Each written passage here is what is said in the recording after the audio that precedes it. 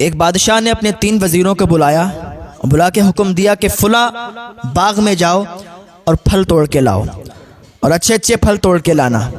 تینوں وزیر ایک ایک جھولا لے کے اور چلے گئے۔ باغ میں پہنچے نا تو ایک وزیر نے بہت ہی عمدہ، بہت ہی بہتر پھل توڑے اور توڑ کے واپس آ گیا۔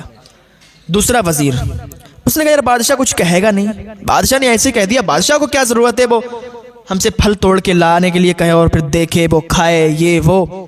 اس نے کوئی توجہ ہی نہیں کی، بولے ایسے توڑ لیتے ہیں۔ اس نے کچھ اچھے پھل توڑے اور کچھ سڑے ہوئے خراب پھل توڑ لیے اور بھر لیے، جلدی سے واپس آ گیا۔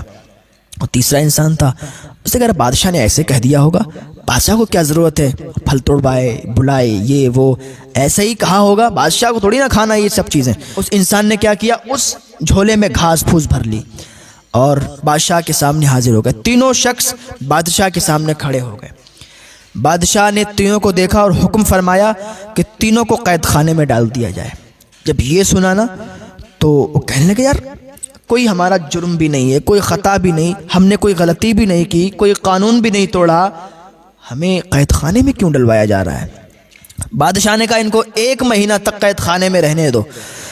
وزیروں نے ان کو قید خانے میں ڈال دیا، تینوں کو الگ الگ قید خانے میں ڈال دیا۔ سمجھنے کی ضرورت ہے، بس سمجھنے کا پوائنٹ ہے، سمجھیں ٹھیک ہے میں بولنا کیا چاہ رہا ہوں۔ بادشاہ نے جب تینوں کو الگ الگ قید خانے میں ڈلوایا تو جس نے اچھے پھل توڑے تھے وہ 1 مہینہ اس کا یوں گزر گیا کہ اس کو معلوم بھی نہیں چلا کہ میں قید خانے میں تھا یا کہاں تھا۔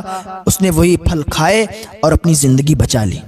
جو دوسرا انسان تھا نا، اس نے آدھے پھل اچھے توڑے تھے اور آدھے سڑے ہوئے، تو اس کی جو زندگی بچی تکلیف کے ساتھ اس نے اپنی زندگی بچائی۔ اگر وہ سب اچھے پھل توڑتا تو اس کو کوئی تکلیف نہیں ہوتی۔ تیسرا انسان جس نے صرف گھاس اپنے جھولے میں رکھی تھی وہ 2-3 دن زندہ رہا، اس کے بعد وہ مر گیا۔ بادشاہ نے ان کو قید سے نکلوایا، وہ دونوں سلامت نکل آئے اور ایک مر چکا تھا۔ سیم ہماری وہی کنڈیشن ہے۔ اللہ نے ہمیں دنیا میں اپنی عبادت کے لیے بھیجا ہے، ہمیں کیا چاہیے کہ اللہ کی عبادت کریں، اور جو انسان اس کی عبادت کرے گا، نیک عمل کرے گا، جب وہ یہاں سے مر کے جائے گا تو اللہ تعالیٰ اسے بخش دے گا اور اسے جنت عطا فرمائے گا۔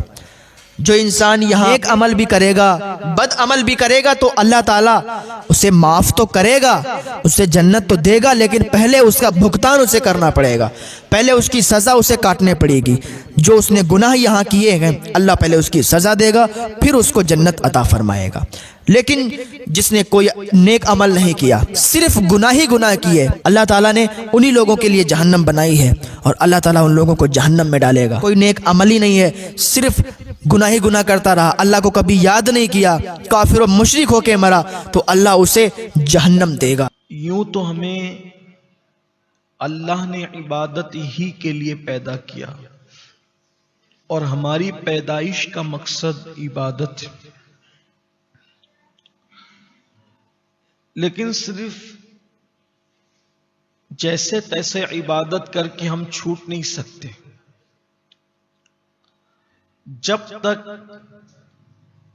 عبادت کی قبولیت کے حوالے سے ہم کوشش نہ کریں، عبادت کی قبولیت کے حوالے سے ہم محنت نہ کریں، کاوش نہ کریں۔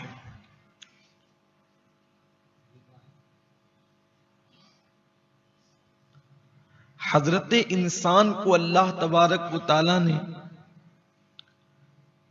جب پیدا ہی عبادت کے لیے کیا ہے، اچھا وہ عبادت بھی عبادت نہیں ہے جس میں عبادت کرنے والے کا اپنا ذوق شامل نہ ہو۔ کچھ لوگ کہتے ہیں بھی کیسے بھی کرو اللہ قبول کرے گا، جو چیز کیسے بھی کی جاتی ہے اللہ اس کو قبول ہی نہیں کرتا، جو چیز ذوق کے ساتھ کی جاتی ہے وہ قبول کی جاتی ہے۔ جیسا کہ حضور اکرم صلی اللہ علیہ وآلہ وسلم سے پوچھا گیا مل احسان، کہ یا رسول اللہ احسان کیا ہے؟ تو آقا علیہ السلام نے یہی تو فرمایا ان تعبد اللہ کأنک ترا فإن لم تکن ترا فإنہ یراک، کہ تو اللہ کی جب عبادت کر تو اس شان سے کر کہ اللہ تجھے دیکھ رہا ہے، اللہ تجھے اس شان سے کر کہ گویا تو اللہ کو دیکھ رہا ہے۔ پہلی منزل یہ ہے، اعلی منزل، گویا تو اللہ کو دیکھ رہا ہے، یہ اس شان سے عبادت کر۔ اور اگر یہ تیری کیفیت نہیں ہوتی تو پھر اس شان سے کر کے وہ تجھے دیکھ رہا ہے اور وہ تو تجھے دیکھ ہی رہا ہے۔ اسی لیے ہمارے بزرگوں نے فرمایا کہ جب کوئی نماز پڑھو تو یہ سوچ کر کے پڑھو کہ یہ میری زندگی کی آخری نماز ہے، کیونکہ جب انسان کوئی کام کو زندگی کا آخری کام سمجھ کر کے کرے گا تو ایسے ویسے تو نہیں کرے گا، جیسے تیسے تو نہیں کرے گا۔ جب زندگی کی نماز آخری سمجھ کر پڑھے، دیکھ لے کسی دن اگر آپ اس تصور سے نماز پڑھتے ہیں کہ میں اپنی زندگی کی آخری نماز پڑھ رہا ہوں تو آپ کو کیف آنے لگتا ہے، اس میں سرور آنے لگتا ہے، آنکھیں برس پڑتی ہے۔ اس تصور سے آپ پڑھ کے دیکھیں پھر کیا لطف آتا ہے آپ کہیں۔ لیکن ہم نے تو بس عبادت کا طریقہ سیکھا ہی نہیں۔